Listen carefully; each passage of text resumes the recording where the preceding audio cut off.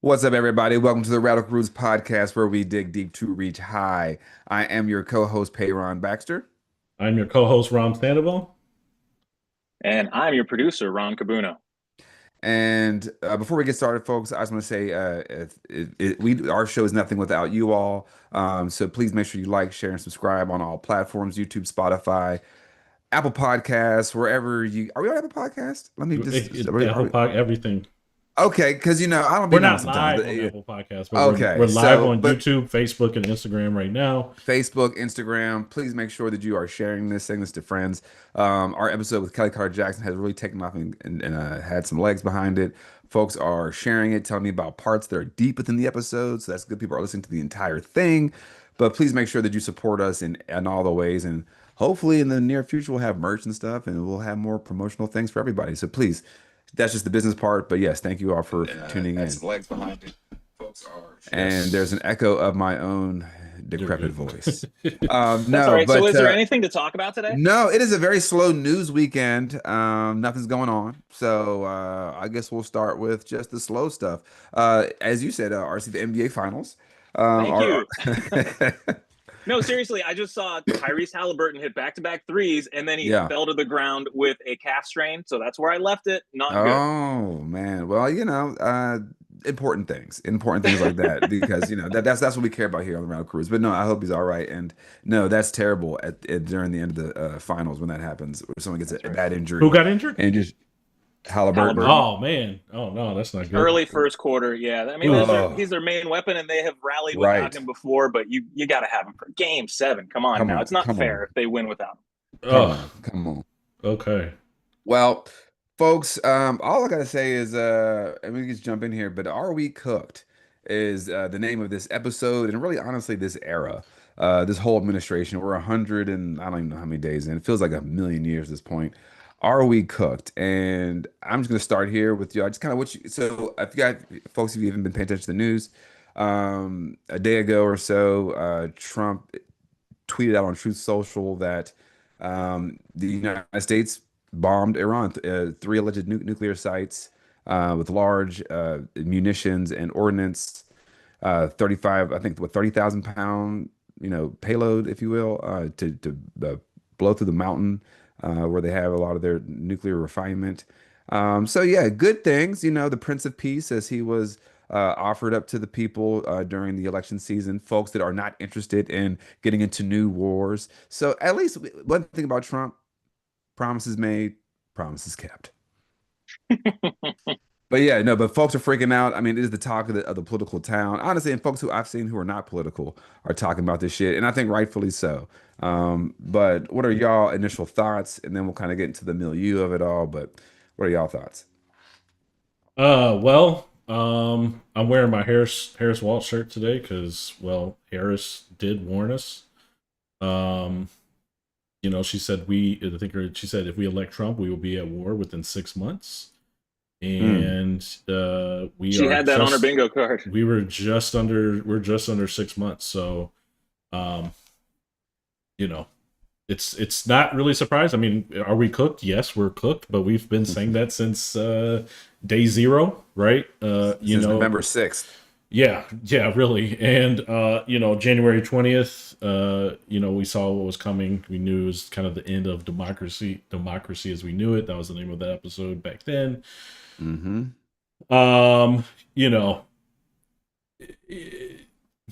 Here we are and Iran is the target. For what reason? How do you feel about the division on the right that you're seeing right now? I mean, it's somewhat healthy in my opinion, but maybe too little too late. Where was all this constructive criticism years ago? Well, I think it's born out of like an isolationist perspective, right? So it's not really like, oh, we're anti-war. It's just that we want a white ethno state where we don't engage with anybody, right? I mean, the news also came out this week that puppet master for the Trump administration, Stephen Miller, said that if he had it his way, there could only be 100 million people in America. And I don't know if you guys know this, the demographics or statistics of America, but that would be about all the white people in this country. So that's the fever dream that someone like a perpetual incel like Stephen Miller will want for America. So I think it's kind of rooted in that, because Tucker Carlson, Marjorie Taylor Greene, Steve Bannon, these are anti-Semites. These are anti-Semites to the nth degree, right? But they also believe in the idea of supremacist states. So they know it's kind of a means to an end, to use Israel at least as a proxy to control the Middle East. But then also with that, they don't want boots on the ground and troops doing that. But on the other side of that, they also do enjoy the slaughtering of brown people in the Middle East. So I think I said this on the last episode. I think this fissure and this crack that we're seeing on the right is just sheerly based on the size of the right wing media sphere, right? Like it's so massive with the Tucker Carlson streaming on X, with the MTG's got a show, Matt Gaetz got something on, OANN. I mean, it's so big, right? And like it's cracking under its own weight. So I think that we should push on those divisions. But also, I'm not shocked by a lot of these people that were like, "Oh, I voted for Trump in the no wars, and I didn't expect it to go like this." But no, you're not getting sympathy from me, because like if they said something like, because I'm hearing a lot of like, "I regret my vote," but if they said something like, "Hey, I was selfish," and I chose to be a low information person. I didn't do any research. And on top of that, I gave power to a narcissistic, rapist, racist, who is all about serving his 1% donor class.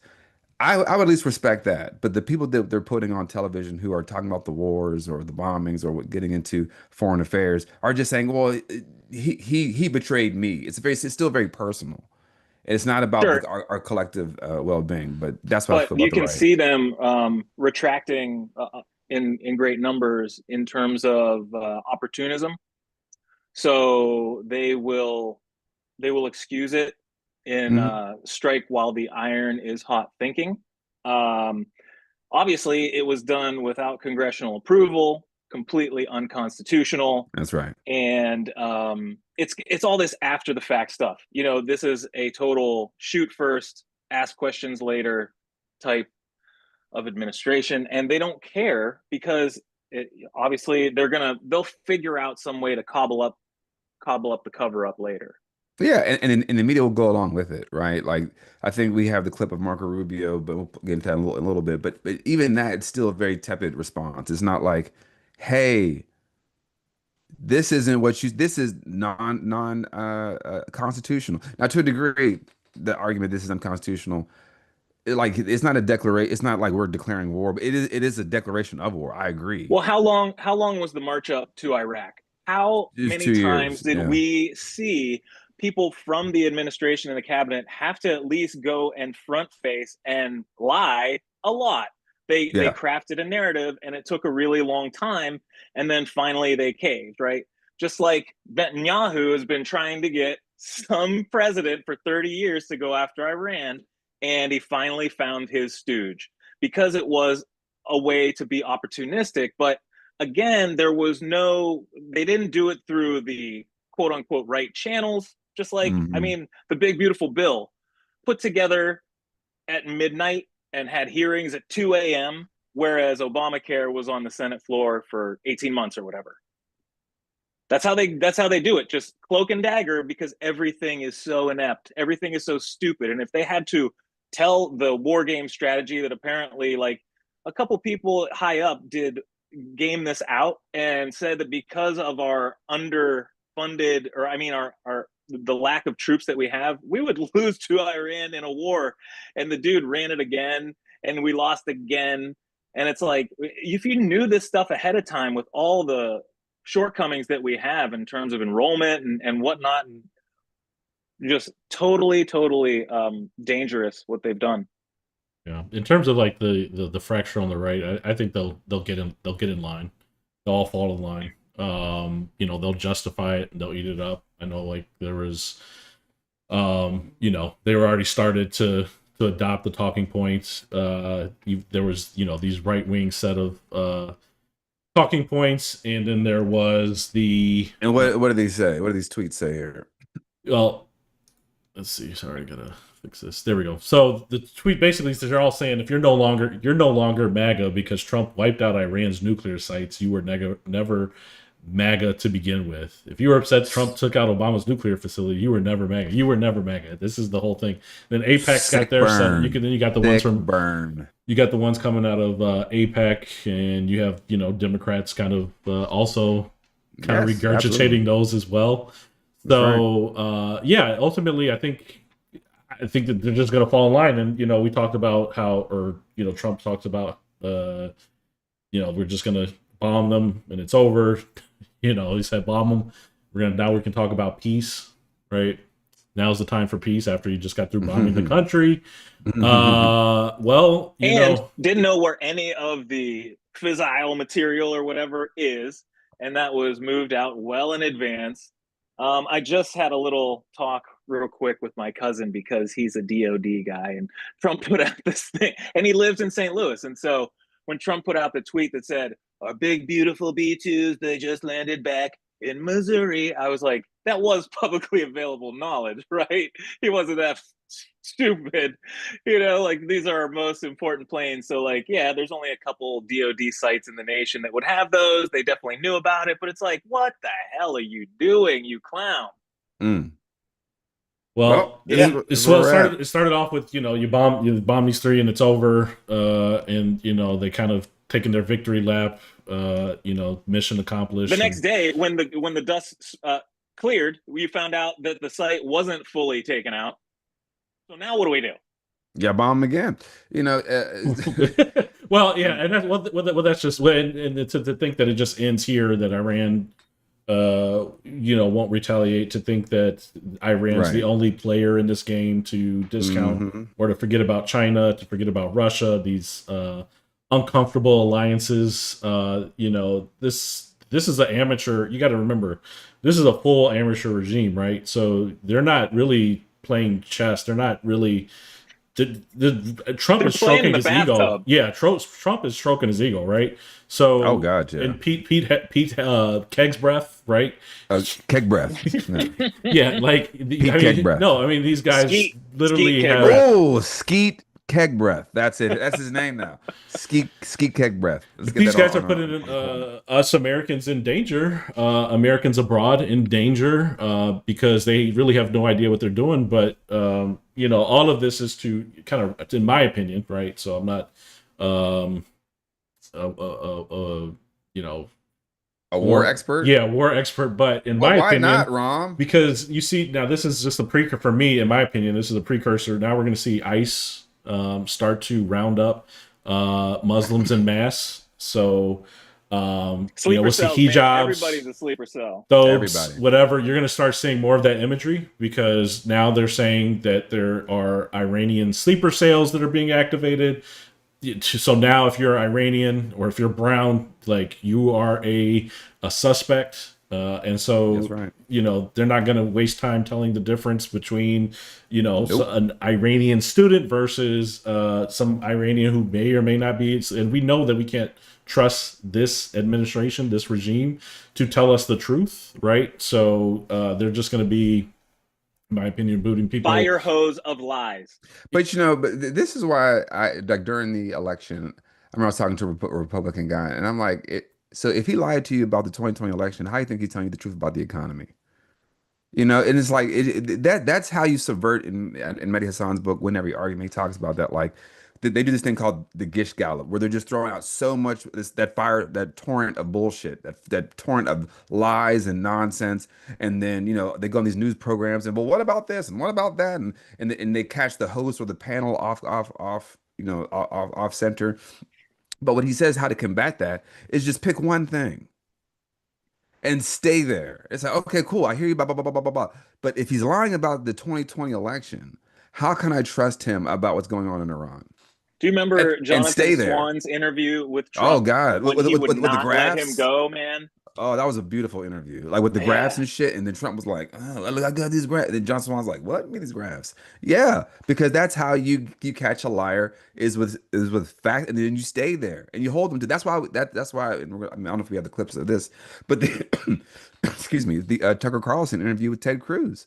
Like he did not let him move off of what he was asking him. And so much in our media, I mean, granted, I feel like I didn't take a hot shower after saying I agree with Tucker Carlson and I was congratulating him and You agree with his point? go A Tucker point.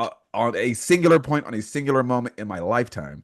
But it's just, but what does that say about the Democratic Party? Where we're agreeing with Ted Cruz, Marjorie Taylor Greene, Tulsi Gabbard. She had a really good video. I don't know if you guys saw that. It's like a 3.5 minute video about like, do not let us go into a nuclear war. And where she's showing the comparative explosion of Hiroshima and Nagasaki to what we currently have now and how that fought. I'm like, so if I'm agreeing with Tucker Carlson, MTG, Steve Bannon, Tulsi Gabbard, I don't. we're in the upside down. Yeah, I mean, Democrats are. I mean, like, are they even saying anything? I mean, they're definitely not capturing the media attention. I don't know where AOC is. I think she said some things, but MTG Where's the and leaders? Where's Hakeem? Right? Where's well, Chuck? yeah. So So at least We know where Bernie was Chuck is. strong, and Bernie caught the news in real time and Yes. addressed it properly as always. No new wars. Trump's a liar. Nothing but danger comes from here, and we're being led by imbeciles. yeah, well, Hakeem Jeffries. So I was gonna say Oh, here we go. Hakeem Okay. Jeffries is Uh-oh. more concerned Hey, about not being press informed. release. yeah, But There we he go. kind feel of that press release. he ends with first, the Trump administration bears the heavy burden of explaining to the American people why this military action was undertaken. Second, Congress must be fully and immediately briefed in a classified setting. Third, Donald Trump shoulders complete and total responsibility for any adverse consequences that flow from unilateral military action. Where I read the lines between him and Schumer, you know, Oh, uh, yes. Not the Baileys. The Baileys like my statement about the Baileys. They yeah. like it. Well, he's talking about. I think we talked about this on Thursday, but if this was before. If Taco Trump's already folding on Iran, the American people need to know about it. No side deals. So Fucking idiot. these guys are ready. These guys are fine with The actual. Warhawks. They just want to. They just mad they didn't have a seat at the table before this was happened. Because they weren't even let in on the That's strike. right. Only GOP Congress people were let in on the plan at all. And this goes back to when we talked about on January 20th and some point between January 20th and today, but the Congress is useless. The Congress has no purpose, right? So I mean, they don't need he doesn't need to inform them. We've known that Congress Right. has been pretty much eliminated. Like ever since Doge came in, ever since all these executive orders are now taken as the law, they rescinded all the money that Congress has already appropriated. I mean, what use does Congress actually have, right? So this should come as no surprise that the authoritarian regime is going without any congressional approval to start a war. So of course Yeah, it's not a war. and I think too, we have to be honest about this moment, like that, you know, war is a bipartisan endeavor, right? Like we don't have wars where one country or one side is totally against voting for the war, and then the other side is totally for the war. We have bipartisan support for wars. I mean, we're talking about 9/11, the incursion into Iraq. There was a single congressperson, Barbara Lee. She was the only one that voted against it. I mean, Takes a lot of strength. it's a very famous clip now because she was right. So as I'm going to push back a little bit, brother, because I know you got the Harris shirt on. But she said herself in October of last year that the number one threat to America is Iran, Yeah, with no intelligence or backing that shit up. So I mean, we uh, got to be honest about like, and that's why I know we're talking about my shirt, but like we got to talk about like what this country is. This country is an investment firm for warmongering, and it always has been since we've been here. And I know sometimes we want to say, oh well, this side's better than that side, but what we're all arguing about is we're trying to fight over the toy steering wheel of the Death Star when the ship is still moving forward. And we're trying to say, well, I want to hold the toy steering wheel. Well, I want to hold the toy steering wheel. In reality, the Death Star is the fucking Death Star.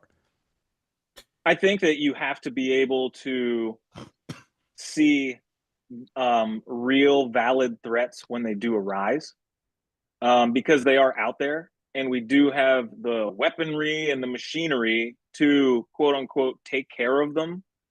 Um, existential like threats exist, and just like with AI, right?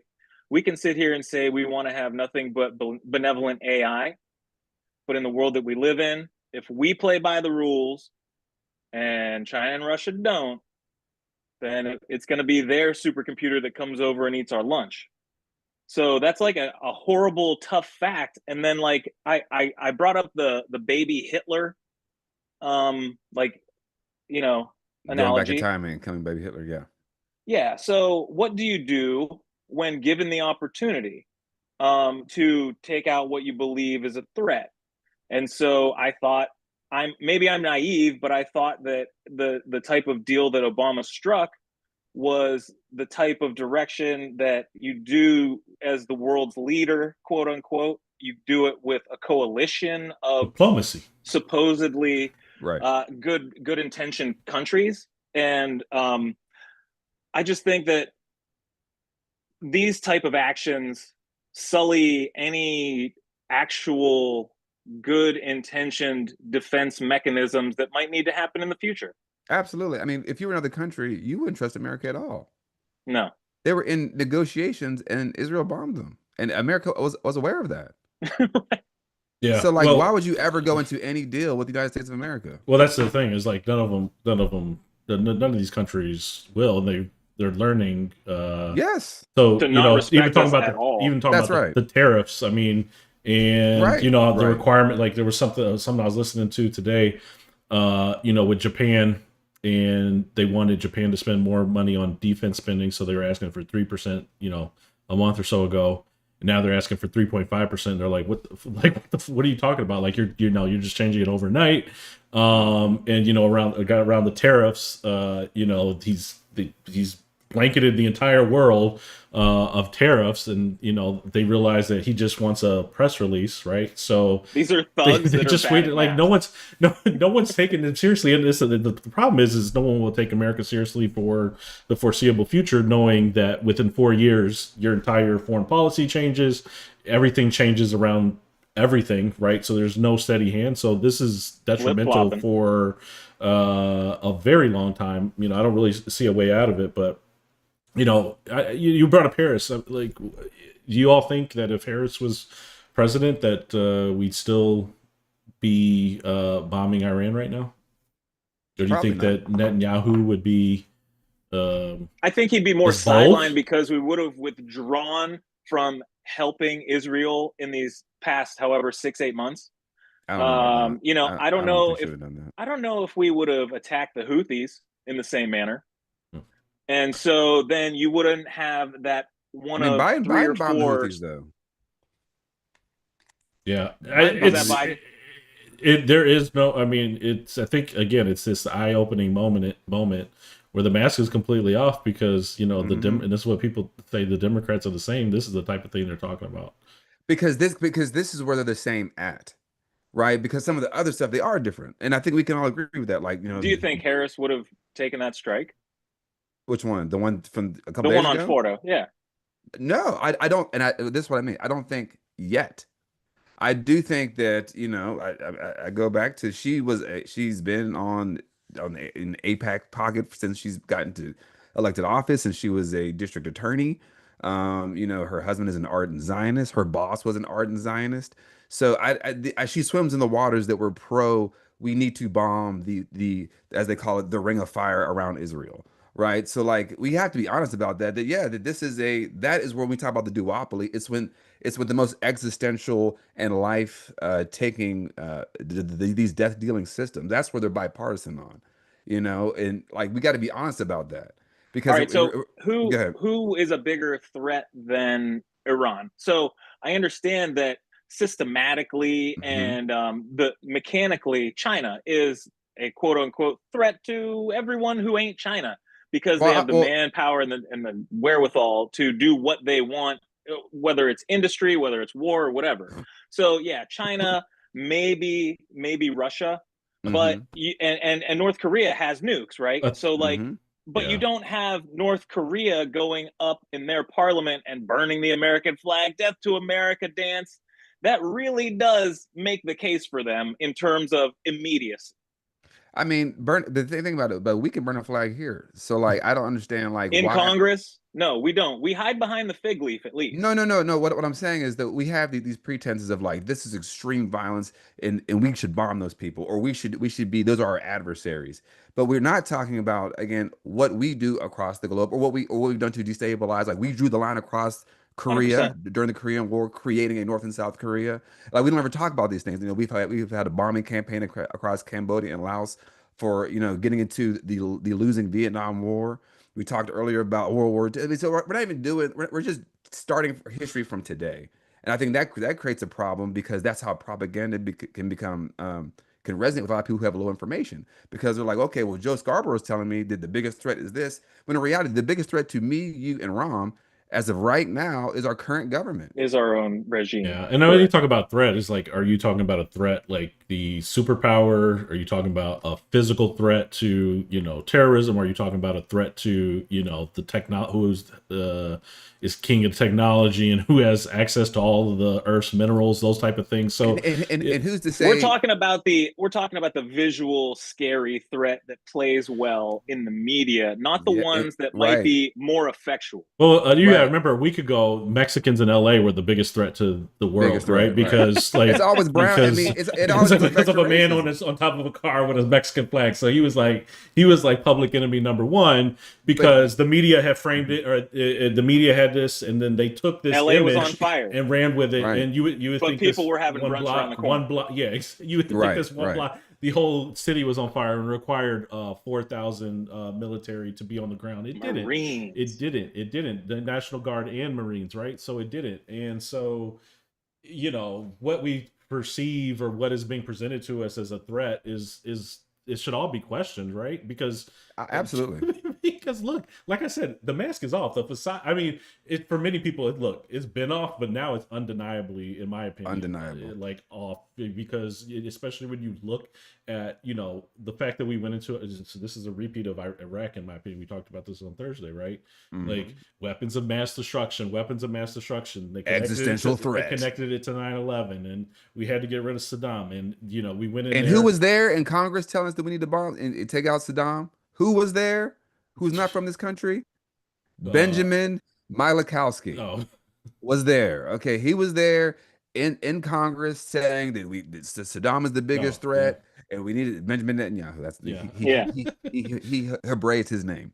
But he yeah, speaks very good English. That's why he comes here and he tells you the threats. and But he look, worked with Mitt Romney in Philadelphia, but look, right? So like, we killed a million. We killed a million people in Iraq. We lost 4,000 soldiers, right? And then there was no We took the weapons of mass lives of countless destruction, more. right? So what did we but take? those are brown people. Who How gives a shit? Those are brown people. how can we take how can we take the government serious, especially Well, this is what people were talking about Is when there a Harris political was way out pounding of around this? with when Harris was pounding around with the Cheney's. Like, I mean, what? I mean, come I on, mean, Liz is one right? thing, If but there's then a you had small Dick. circle, Halliburton, You're right? like saying we got Dick Cheney's endorsement. Like he was the.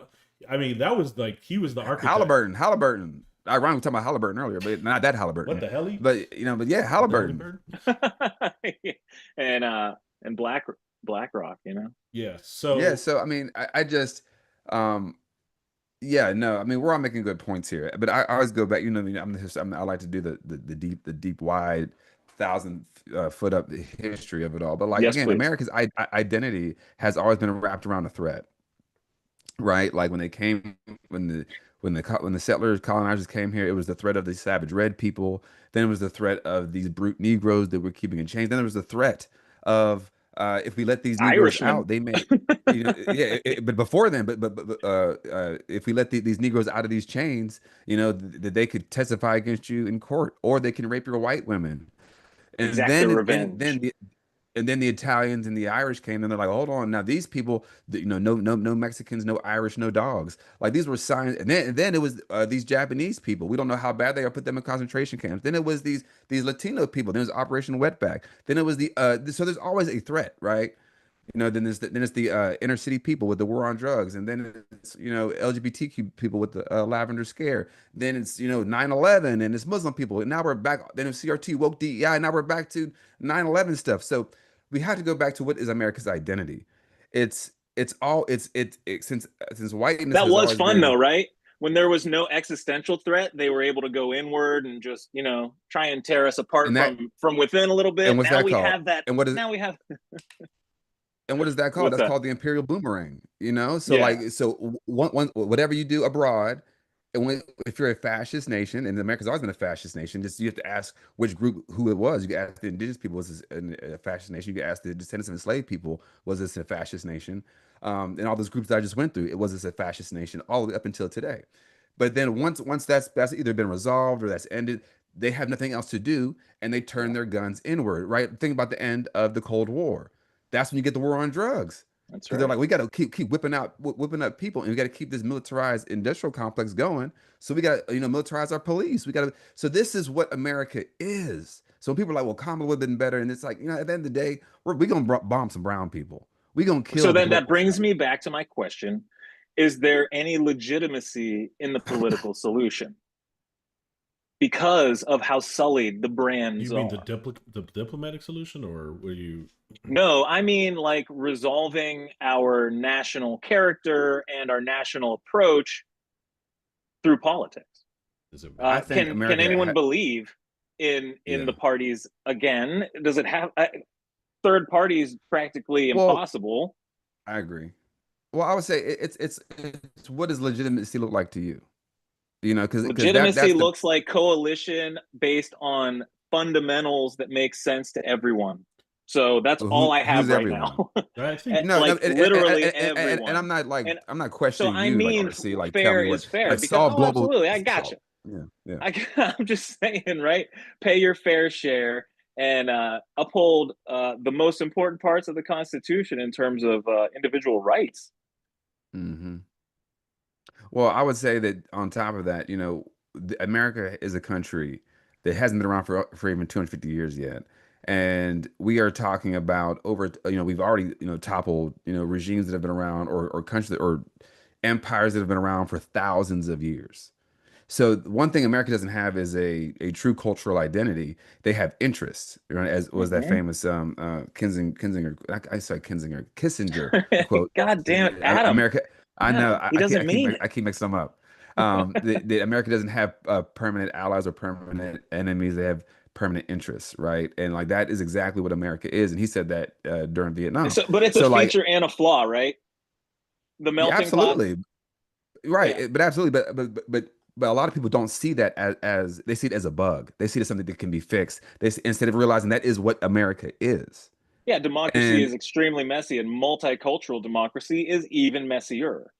yeah, and no country has done what even what we've attempted to do, at least even attempting to have a multicultural, Yeah. multiracial, pluralistic democracy. No other country in the world has done that. But then on top of that, the concept of a country is extremely new, Mm, Yeah. right? Because before countries, we had empires. mm. Mm-hmm. It was the British Empire, it was the Roman Empire, it was Greek, it was all throughout Africa. And so like, this But whole there thing were is new. borders and there were sovereignties and there were incursions. So at least we understood place and we understood lineage and we understood a lot of that homogeny for each spot or lack thereof, right? Given Sicily or Sardinia or Morocco, you know what I mean? Like, so like, Yeah, but like that's still within in recent human history though. Like I'm talking about, like we go back 1,000 years, like people didn't know there was other people other places. correct, Like it was correct. still very small, right? There was no like social media, like, oh, what's going on in Tehran right now? Like I So didn't if know a there's a place black called person saw a Tehran, white right? person or a white person It's saw a black like person, what? wait, what is Yeah. happening here?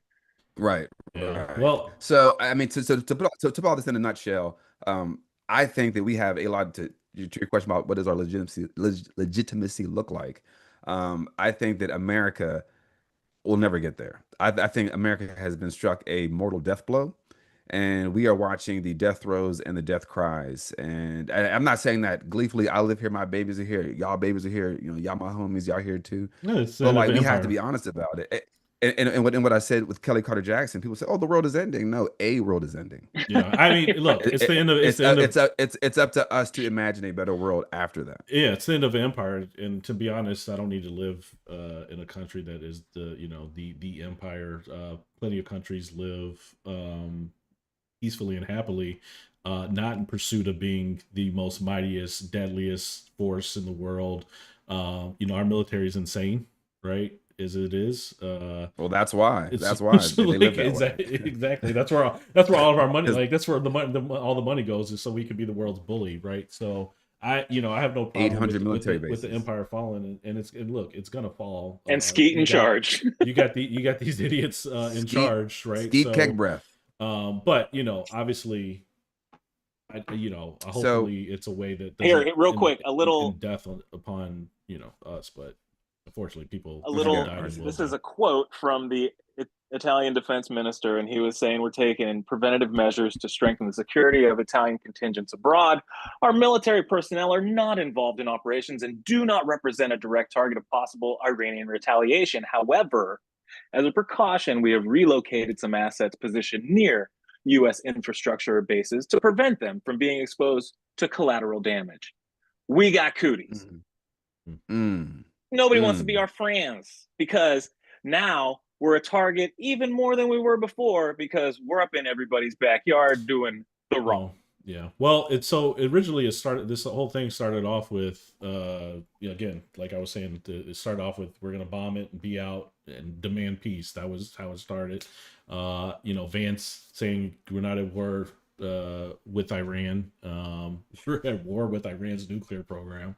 Right. I don't think it's up to him to decide, but basically he also said that he declined to confirm with 100% confidence that the nuclear sites have been completely destroyed. So they've opened up the door. I saw something else today. They've opened up the door to the idea that the job's not done. And then later on throughout the day, U.S. was then calling on China to prevent Iran from closing the Strait of Hormuz, disrupting global oil flows. I think they said about 20% goes through there. China gets their oil from Iran. Yeah. The globe gets their oil from Iran. So then that has become an escalation point. And then later throughout the day, Donald Trump. It's not politically correct to use the term regime change, but if the current Iranian regime is unable to make Iran great again, why wouldn't there be a regime change? Miga. So look, now we're starting to talk, and here's how it goes, right? And first it's supposed to be in and out. Iran's is presumably going to retaliate.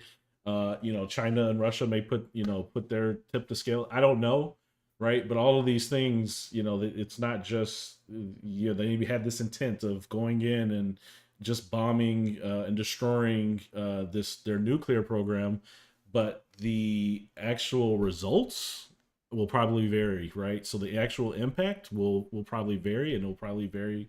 It'll probably be negative on the American people, on the economy. So things that they haven't even. I don't think that this regime, this Trump regime, is capable of,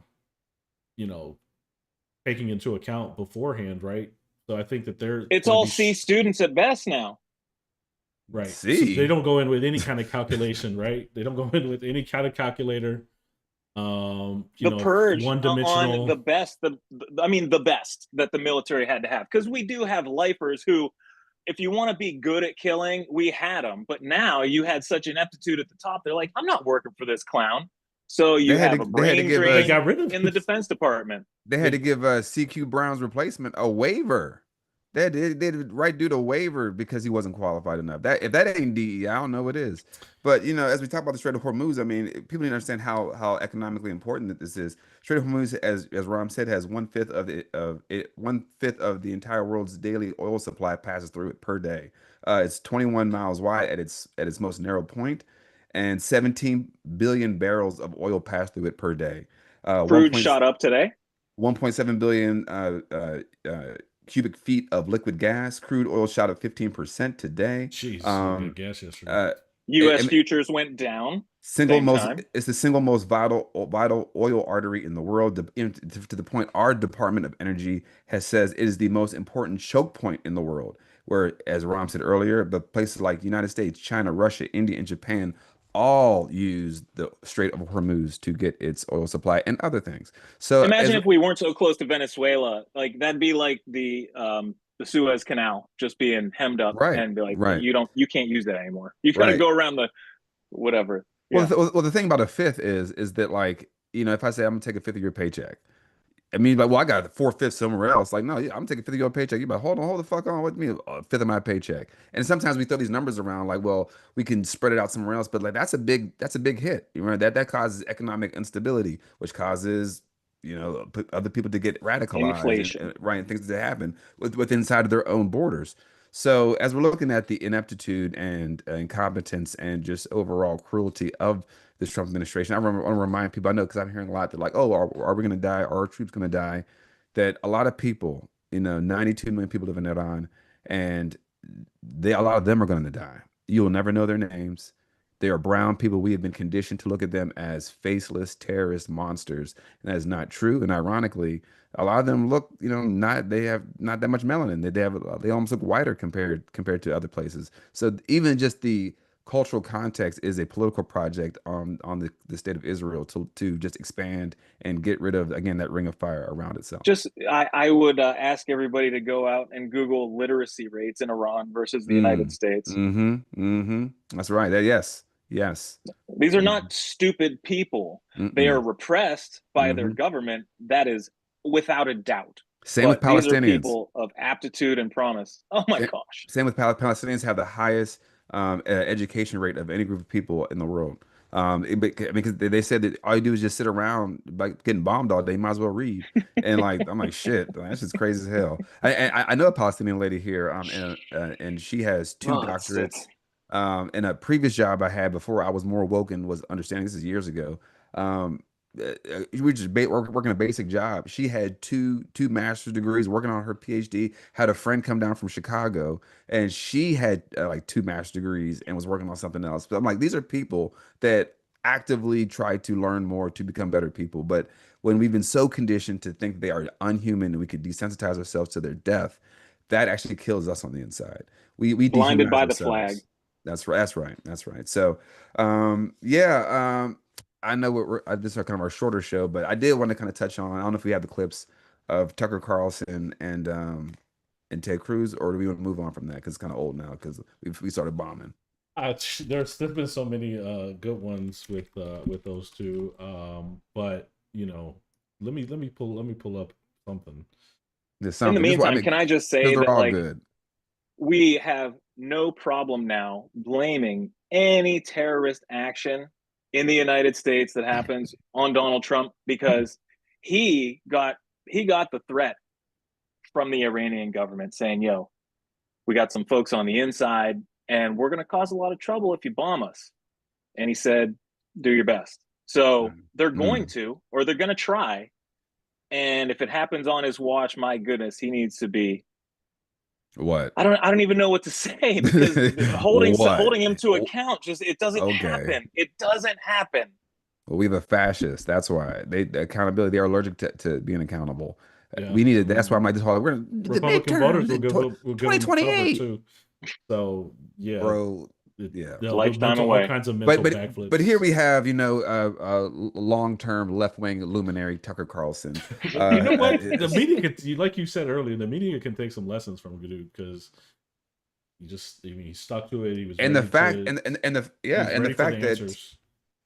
that what you're about to watch here, the fact that it's Tucker Carlson, Marjorie Taylor Greene, Steve Bannon, Tulsi Gabbard, these people saying that the reason they have a leg to stand on is because Democrats have ceded ground here. And again, we said earlier, they are aligned in the viciousness of America. They are not aligned on peace. They are not aligned on peace. How many people live in Iran, by the way? I don't know the population. At all? No, I don't know the population. You don't know the population of the country you seek to topple? How many people live in Iran? 92 million. Okay. Yeah, how could you not know that? I don't sit around memorizing population tables. Well, it's kind of relevant because you're calling for the overthrow of the government. I am not the Tucker Carlson expert on Iran. You're a senator who's calling for the overthrow of the government. You're the one who don't know anything about the country. No, you don't know anything about the country. You're the one who claims they're not trying to murder Donald Trump. You're the one who can't figure out a good idea to kill General Soleimani, and you said it was bad. You don't believe they're trying to murder Trump? Yes, I do. Because you're not calling for military strikes against them in retaliation. And if you really believe that... We're carrying out military strikes today. You said Israel was. Right, with our help. Guys, we, them. guys, You are see that are smug? are men too emotional to lead? Like that was way too emotional, fellas. I'm hearing women can't be leaders because they're too emotional. I don't know, but I love to see Ted Cruz squirm. And I mean, this is a guy who's supposed to be like, he was always sold to us as like this great debater, right? From whatever, Hmm. what law school did he go to? Harvard Law or something? I can't remember, but Princeton, I can't I remember. believe it was Harvard. Yes. Harvard Law, and he's supposed to be this great debater that could just.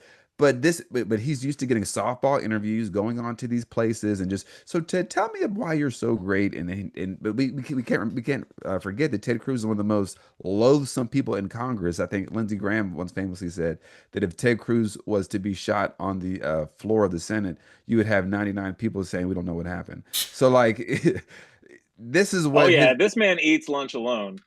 But he should have absolutely. known to at least brought the like kindergarten book of facts of Iran Oh my to the God. table, Look and how he didn't even have unprepared he that. was. Unprepared, Yeah. just, Pants shaking like a down. leaf. Oh my God. Embarrassing. Yeah. Embarrassing.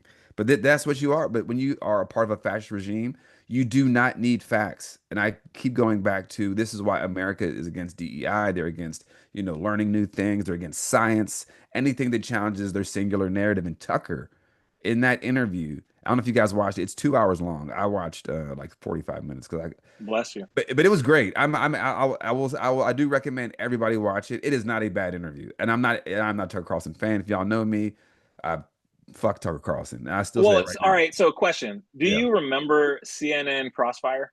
Yes. I It was do. like the greatest show that ever invented for a young Hmm. politico like myself. And then I John would sit Stewart at home after ruined like his middle career school. on that.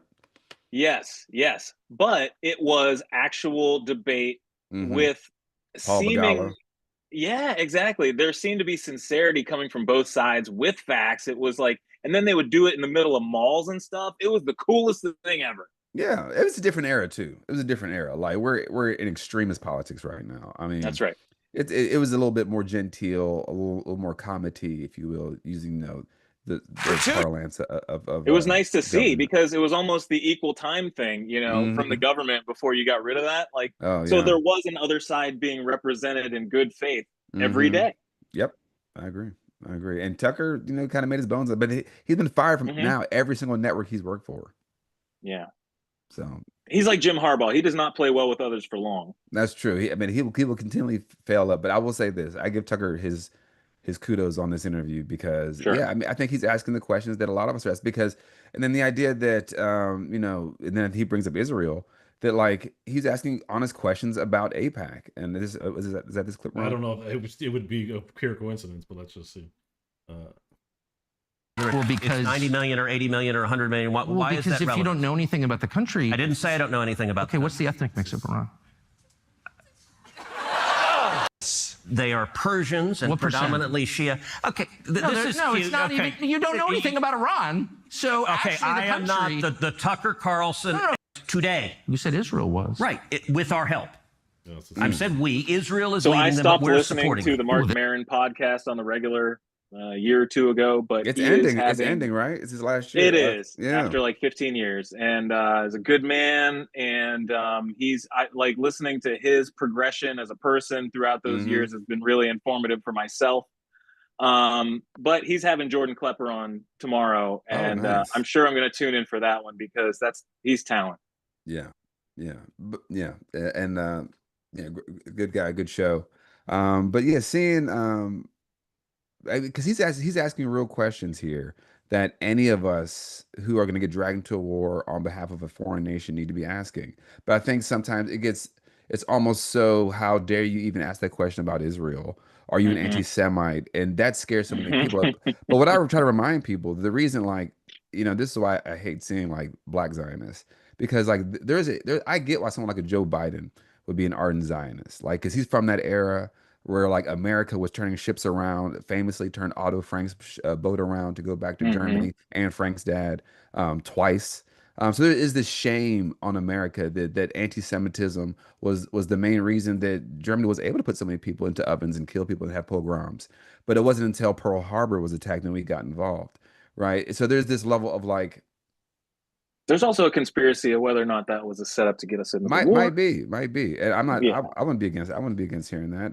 There's some evidence around that, but like, but again, I think people like us who are black people. I mean, Ram and I both have the double V shirts, right, for democracy, where we have black soldiers who fought overseas against fascism, and they came home to fight against fascism.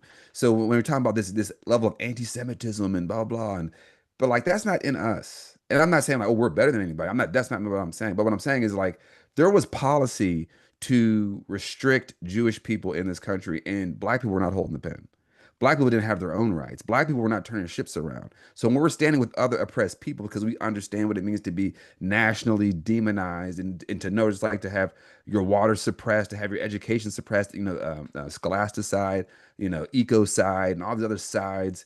We understand that because that happened to us. That's why we side with other oppressed peoples. We understand. Is this where we get to segue to the people, the men fighting with children for water in detention camps right now, ICE detention camps? Is this where we segue to the next part of the show?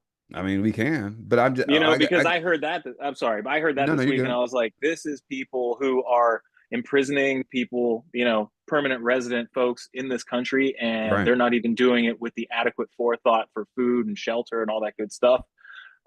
It's But like it's demonic, dude. when has this country ever, right? For a quarter of a millennium, they had black people in shacks giving them one peck of corn and 3 pounds of meat to eat a month, I'm just saying, right? like, there's a So like, profit motive somewhere. So there's somebody's got always to be one. able to be like, hey, I have beds, or I've got cornmeal, or whatever the hell. Well, no, there's always a profit motive, right? There's always someone making shackles. There was someone making shoes. There was someone, right? So like we forget that stuff. We say, well, no, it's about like this kind of individual The capitalism. No, shackle maker was the richest yeah, man in town. That's bro was disgusting. eating, Oh, bro that's was eating, disgusting. right? So like, so this is not new, right? That's why I keep going back to what is America. This idea of this this idea of what America is. So, but no, let's move on to but yeah, we're gonna keep our eyes on Iran. I mean, we got to at this point. So, guys, hug your kids tight. Tell your wife you love them. And keep your friends close because we don't know what's going to be happening. But moving on to more domestic stuff. So, what is this story here? Well, this is what RC was talking about. It was basically saying adults are fighting kids for clean water, despondent toddlers, a child with swollen feet denied a medical exam. I saw one where a woman had to use tap water for the formula. They were fighting over like 8 bottles. It's you know Inhumane is like inhumane, where you start Right. to describe it. The cruelty is the point. but it's We, it's what it's kind of a system allows that? it's not surprising. It doesn't surprise me, unfortunately, That's right. at all. Do not be shocked by this. Yeah, And I I, just saw the latest John Oliver, and they were talking about juvenile justice. mhm. And there were stories being shared between the inmates, if you will, or they call them sometimes clients. They were calling them clients, and it was Mm. really disgusting. But they were saying the one talked to the other, and they're like, "Oh, I didn't know you could have a lawyer." Like they didn't. Neither of them were represented. So you have just people being denied the basic fundamental rights and not even being informed as much because that's too much of a burden on the system or on the person who has to fill out that extra paperwork or whatever. So yeah, human rights by the wayside because I don't have the extra 5 minutes. I mean, we're a country that still has slavery. I always challenge my son on that. I'm like, Ethan, do we still have slavery? He's like, yes, sir. I make him do it in public, where he's like, where people are like, especially people who are like, what slavery ended? And I'm like, Ethan, is it over? And he's like, nope. And I'm like, why, Ethan? He's like, well, because the 13th Amendment. I'm like, that's right, son. Who So made those license plates? that's right. Who made that paint for Sherman Williams? Who uses basically slave labor for Victoria's Secret? Incarcerated That's labor. right. It's what's worth $2 trillion to this country per year. But also where our country still has prison rodeos. Angola prison, which was a plantation, still has, sick Columbia gladiator University. style where they put prisoners around a table and they say who can sit at the table long enough without the bull running you over, and people come and pay and watch. So this is a sick society. Didn't know That about that one. Yes, sir. Yes, sir. Google it. Do your Googles. Yes, Okay, sir. In okay. fact, I recently finished a book, Chain Gang All Stars, earlier this year. That talks is this is a novel. It's set in kind of a little more dystopian America. that Sure. is totally WWE with prisoners, where like it's Oh but gosh. but that they actually address some of these things that happen Rooted in per fact. rooted in fact. Mm. So like yeah, again, we have a sick society, but we're trying to say, well, what's the more moral thing? But this isn't a moral place, and this is why people like Kwame, Ture, previously Stokely Carmichael would say, nonviolence as a protest strategy works if your opponent has a conscience, and America has no Mm-mm, conscience. mm-mm. Yeah. So another thing that happened this week, latest ICE detention, Mahmoud Khalil Yeah. was freed. So I'm gonna head over to that. Roll the clip. A federal judge ordered ICE to release Columbia University activist Mahmoud Khalil on Friday. Khalil's immigration proceedings are currently playing out in court. The judge says he's not a flight risk and not a threat to the community. Khalil, who holds a green card, led an on-campus protest of Israel's war in Gaza. He was detained in March under an order from Secretary of State Marco Rubio. A federal judge ruled last week that Khalil can't be detained based on that determination from the State Department. So, in addition to that, what they did not add was perfect that little still. The Dave Chappelle. That was funny. is that his detention was, or the wording was unconstitutionally vague. So basically, just saying that you could do whatever you want to whoever you want with these same pretexts in the future, and that if they kept him incarcerated, it would cause irreparable harm. He missed the birth of his child. That's right. Like this is, yeah. So, not a flight risk is the least of the reasons that he should have been released.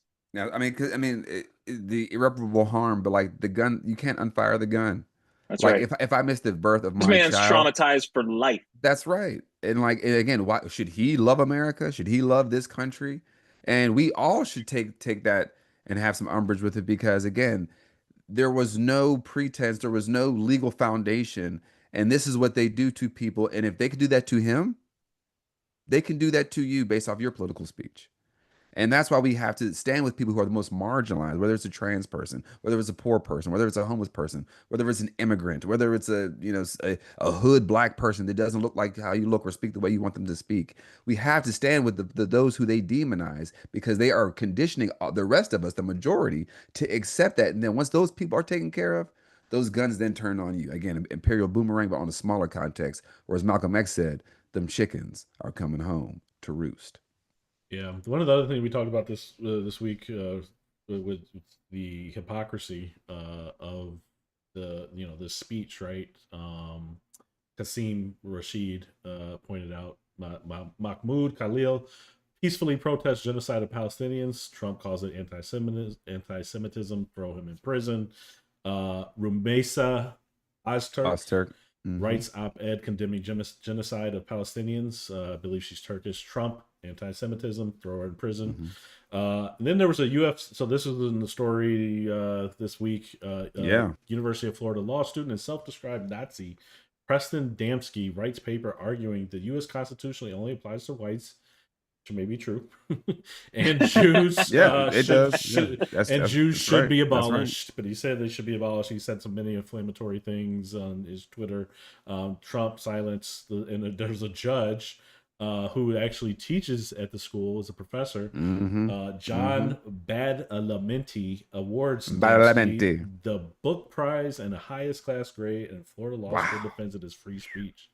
So, the Trump administration going after all of these pro-Palestinian students. I love it. Who actually never really said, I've never seen any of them say anything that was anti-Semitic.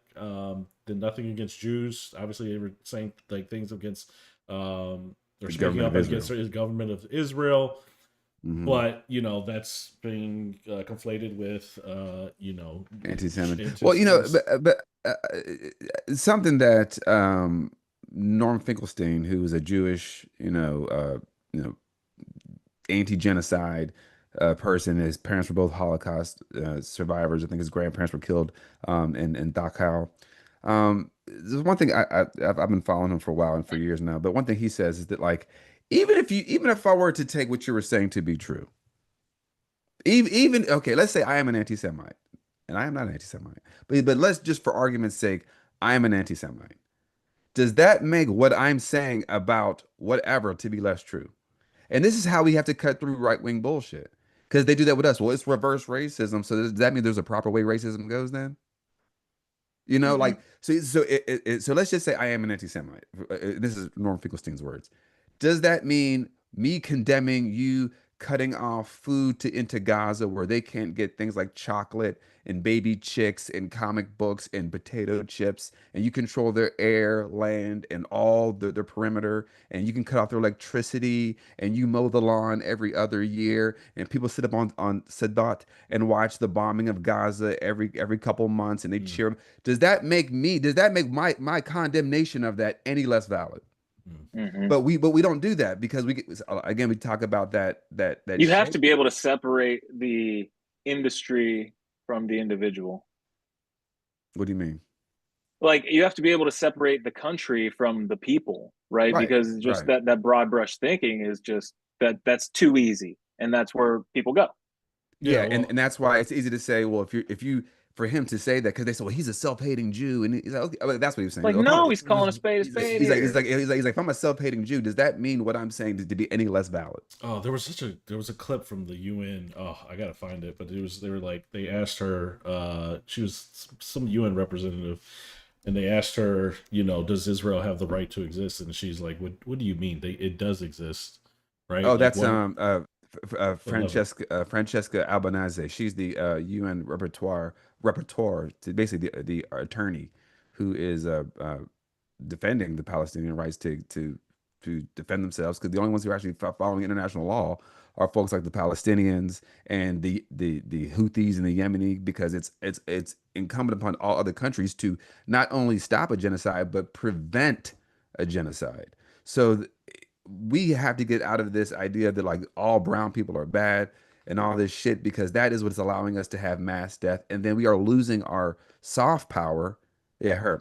That's her. So, We're giving away our soft power and losing it Gave at it the away. same time. We're just, yeah, there's a lot of holes in that book. that's right. You gave it a lot of. Yeah. Has a right to exist. Israel does exist. Israel Right. is a recognized member of the United Nations. Besides this, there is not such a thing in international law like a right of a state to exist. Does Italy has a right to exist? Italy exists. Now, Right. if tomorrow Italy and France want to merge and become Ita France, fine. This is not up to us. What is enshrined in international law is the right of a people to exist. So the state is there, the state of Israel is there, is protected as a member of the United Nations. Does this justify the erasure of another people?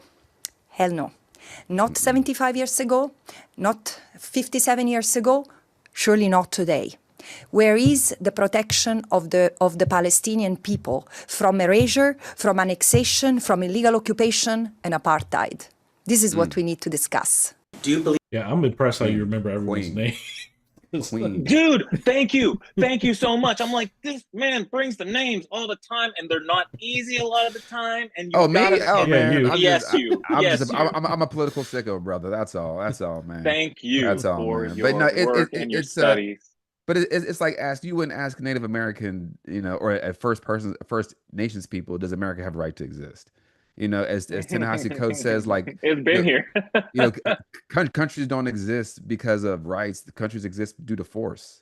That's how countries exist. They exist because they exert force and maintain whatever boundaries or whatever. Again, this modern creation of humanity, the concept of a country, a post, 1600s, is it's a very new one. It's a very new one, right? So like, we just got to be honest about what we're talking about here. I mean, every line on Africa was not put there by a single African. All those borders, not a single border in Africa was put there by an African. It was the Berlin Conference of 1884 to 85, where Belgium, France, Germany, Britain all sat down to other countries, the U.S., and said, "Hey, what are these lines going to be, and who's going to run it?" So that's what I mean by this. These are modern concepts. It's all to exploit for the capitalistic engine, which needs racism, it needs homophobia, it needs sexism, it needs exploitation, it needs oppression. For all of us to But say, at the same time, you those had people these deserve people that. thinking in the back of their heads, a lot of them, that they were good intentioned and good natured and bringing quote unquote civilization to these people. So completely misguided while doing nefarious things. Some people were and are just straight up delusional and not nefarious. I mean, yeah, I think about So the book. there's both. Yeah, I think about the book King Leopold's Ghost, where they absolutely frequently said we are bringing, civilization. But as they would do that, they would cut off the hands of children. They would put on spikes the heads of men who revolted against this quote unquote civilization that they did not ask for, and Yeah, sure, for falling in line so that you forcing could those. do that civilization right now. Absolutely right, because what is a civilization? Well, of a people who've been around for thousands of years without you, right? People who you're a foreigner here, right? This is why it's You called didn't ask them for 5 seconds what they right. knew and what they didn't, and That you was didn't used. care. That Yeah. was used against us as black people. That we had to become civilized. We had to cut off our hair. We had to wear the clothes of the Europeans. We had to speak in the languages. We had to lose our language, our practices, and And traditions. because God forbid you had a verbal history versus a written history, that was condemned. And they You know, burned, like, and any written history we did have, they burned. The British said that themselves. They said, we have burned more than we ever remembered. So like that history is lost. But then as a people, our culture, it's momentum and memory, right? It's out of how necessity. it's how we communicate mouth to mouth, mouth to ear, life to life. That is what a culture is. Settler colonialism doesn't have that. It's interests. This is why, again, the invention of the concept of whiteness is a very powerful tool in this system, because it wasn't real. It's not real, right? Because before 1600s, there was no such thing as white. You were European. You were British. You were German. You were Greek. You were whatever. You were not white. So now it's being weaponized against people in Middle America in this project, so they can say, well, you know what? They're going to take from me those. What I say earlier, the threats. They're going to take from me. I'm voting for Trump because Trump said she's for they them, but he's for me. That colonial logic still works on people today. And this is why we must not decolonize, but re-indigenize our minds. And with evidence to the contrary, they want to tell you that there's only so much freedom to go around. That's right. Manufacture and scarcity. Mm-hmm. So good on Mahmoud Khalil. I'm happy that my boy's out. And it's fucking crazy that the fact that, they could just trump up and the last thing I'm gonna say about Trump up charge on, but the last thing I'll say about Mahmoud Khalil, it's to me, it also exposes the bullshit of the two sides, because Trump, they said you got to vote for Trump because he has better foreign policy or he has better whatever policy. So they arrested Mahmoud Khalil for his language during the Biden administration. So what was it? Was it Biden wasn't doing well enough, or Biden was doing too good? Like, it's such bullshit. It's just, we saw a brown man against our supposed ally Israel, and that's the royal hour, and that's who we're gonna go and attack to have a head on the stake of It Mahmoud Khalil. was overreach, and it was pure posturing early in the administration, and it's just like, let's see what we can get away with. And that was a really good figurehead, or someone who would reverberate in the right channels for them to instill fear. But it's always at the expense of black and brown bodies. Oh my goodness, yeah. But that's also because they knew you could bring the liberal left with them. That's right. There were That's people right. that were going to come to the suffrage party. And one other quick news: the judge will order Kilmar Abrego Garcia's release before trial, but ICE will probably keep him. So okay, but will Pope Leo, what's his deal? Will Pope what's his Leo deal bring now? the bishops to bring him in and out of the courtroom like he did? Did you guys see that? I did see that. Now, did they mess with them? They didn't mess with those bishops, did They did not. They let Okay. them right in and right out. I mean, that'd So be like, weird. are you gonna pin down the clergy?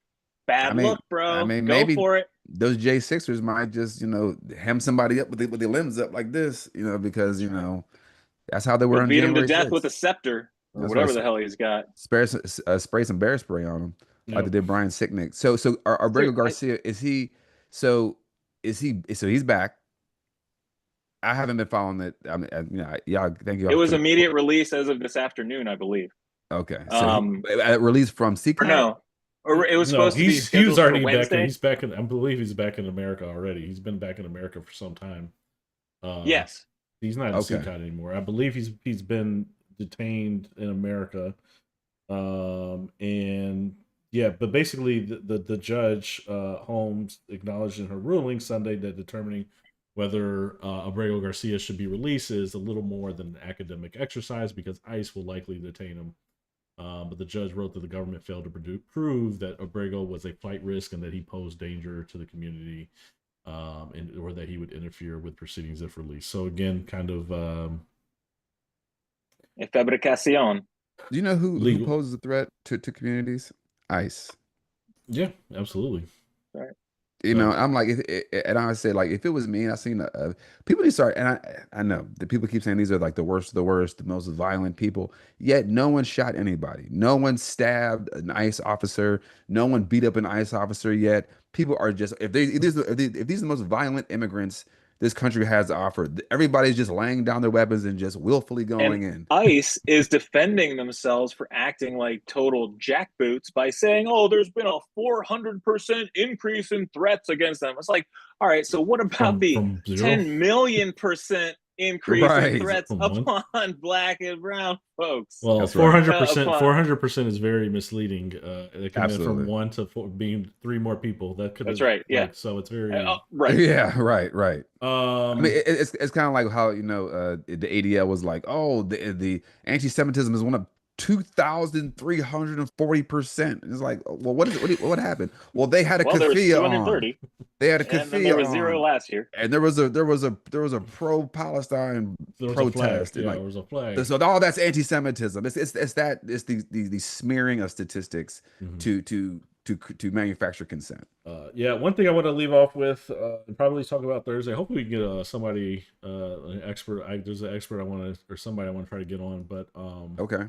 I don't know if you guys caught this week, but the U.S. Army appointed OpenAI, Meta, and Palantir executive as lieutenant colonels. Like, that's crazy. And there are tells you the severity of the situation. Detachment 201, the U.S. Army's new innovation corps. That's not me in the middle. Oh my God! I was like, dude, you got some money? What are you talking about, there, brother? Yes, I could fund this show. Their mission is to recruit officer specialists in IT and AI, develop and innovate intelligence targeting and strike systems projects. I don't think that there's a coincidence that the timing of this is happening right before the Iran strikes. I don't think that that they're talking about sleeper cells and we're talking about ICE expansion and ratcheting up the numbers. How do you ratchet up the numbers? You expand their targets, right? So it's not just going to be the Hispanic community; it's going to be other brown folks. So something I want to just kind of keep an eye on over the next few days, next few weeks. Obviously, that AI and IT space is where I play. Well, I just want to go ahead. I just want to add a point. Oh, go ahead, RC. I'll finish after. I was just going to say that there's that little caveat in the big, beautiful bill that says there can be no new regulation on AI for the next decade by the states, only by the federal government. And we're supposed to trust that they're going to be a benevolent force. That is scary as shit. So luckily that the Senate bill and the House bill don't match up whatsoever, and it might come down to something as small as state and local taxes tanking the whole thing. We might be saved from AI overreach for the present moment by something as simple as that. Yeah, I don't know. Yay for honest to God, because reconciliation is a real thing. You know what I mean? Like, to be able to get something through, you have to have the numbers add up, and they don't, and they won't, and they don't have the support. This is going to be the Patriot. I think it's going to be Patriot on steroids. If they get it done, we're cooked. Yeah. We're probably under surveillance right now, just for. No question. But it's like, damn right. Like, if they do just a word chat, we are red flags galore. But they need to know. But the thing about this country, it's so massive compared to other countries, like in Europe. Like, America is huge, like geographically, so they had to come up with these other kind of feudalistic ways to try to corral people. This is one of the ways, right? You know, the panopticon, if you will, where it's the all-seeing eye, right, of the prisons of how they want to treat America. But seeing that picture of those AI tech companies getting sworn into the military, I just want to end on the yes, that picture right there. The one of the creators of fascism himself, Benito Mussolini, in his quote of fascism should be more appropriately be called corporatism because it is the merger of state and corporate power. And that's exactly what fascism always was. So there's always an economic interest in how that aligns specifically with the state, where the state actually uses its resources to protect whatever industry that might be. That might be troops defending slavery. That might be troops defending, destabilizing countries done this in South America for bananas. A great book by Dan Koppel called Banana really goes into that. Or it could be this, what we're seeing right here with these AI companies literally becoming, lieutenant colonels in the military with no military experience. So like this, I just want to just really quote Benito Mussolini himself. Fascism should be more appropriately be called corporatism because it is a merger of the state and corporate power. And that is what we've been witnessing, honestly, for our whole lives. But now it's just egregiously all out in the open. This robot revolution brought to you by Coinbase. Right. This army was the army parade was brought to you by Coinbase and UFC, by the way. Like, oh, thanks. But yeah, because you guys are going to be ultimate fighting each other in the streets for scraps soon. That's right. That's right. All right. Well, this was a good one. Again, folks, I think we're gonna move into kind of our new setup a little bit with RC's gonna actually be taking over the helm next Thursday. So we will be make sure y'all all have all your notes to give the feedback back to RC to see how terrible he does or how good he does. We don't know. We shall see. It's a crapshoot at this point, but no, we feel good about it, and we're so excited to have him on the team. But yeah, so we will see y'all Thursday. Are there any final points y'all want to go over? No, I think we can end it here, and like, share, and subscribe. Hope for the best, pray for the best if that's your thing, and prepare for the worst, unfortunately. But it never hurts to be prepared. So just keep your eyes peeled and stay safe. I would just like to add that if we could have one difficult conversation with a loved one or friend this week about whatever you want it to be that's on your mind that you think that person might have an opposition to. I started out my day with a very close family member having a talk about the apocalypse and rapture and biblical thinking and the history of that and just the history of religions in general. And I was able to expound on it to a point where they felt like they learned something at the end of it. And it wasn't easy because things got heated for a little while, but we stayed on good ground by the end of it. But I felt like I got my point across, and it just felt like it was invigorating, and it gave me momentum to just go out and do it again. I love that. And for me, I would say, folks, be present, get involved. It's easy to show up once every few months for an event, but it is time to get organized. It's time to find people who are, whatever your main topic is, whatever your main issue is, find someone who's doing that in your community. It's happening I don't care if you're in a red state, a red county, a red house. There is someone in your area that is actively doing the progressive work that you are interested in, and get aligned with them. And that might mean that you might need to take a back seat. That might mean you might need to decenter yourself. That might mean you need to listen to other people and other perspectives of folks who have already done the work. So I just want people to be present, because they say life is 85% of just showing up. Yeah, and more importantly, present. Pass that message on to your friends, because if you're listening, you're probably doing a lot. Like a lot of right, are actually, but you gotta get your friends involved. Yeah, I mean, not you I'm talking to, but yeah. So the purity test, you, right? Mr. Listener. Hey, we getting a broader variety of listeners, but a lot of we're a political show, right? And these people are the ones. That's right. People paying attention, but you know who you are. Like we're talking to you, yeah, Mr. Listener or Mrs. Listener or them listener, whoever it is. You know who we're talking to. You. So Well, folks, thank you for listening again. Please like, share, and subscribe to the Radical Cruise podcast. Again, we cannot do this without you all and your support. I am your co-host, Peyron Baxter. I'm your co-host, Ram Sandoval. And I am your future producer, Ron Cabuno. Thank you guys for having me, and I can't wait to bring this. I can't wait for Ram to not have to be looking at so many clips and be able to be more of the conversation. I will take that burden off of you, but I won't be as lightning quick with those transitions as you are for maybe a week or two. You know what I'm saying? We will have a stopwatch. So I can't wait for the notes. I can't wait for that constructive criticism. We will be we grade people harshly here at Double R. No, well, let's go see what's going on with Game 7. That's true. That's true. And see, we start with sports and we end with sports. Look at that. It's a sandwich. Folks, thanks for tuning in, and we will see y'all on Thursday. Peace. Ooh, it's not looking good.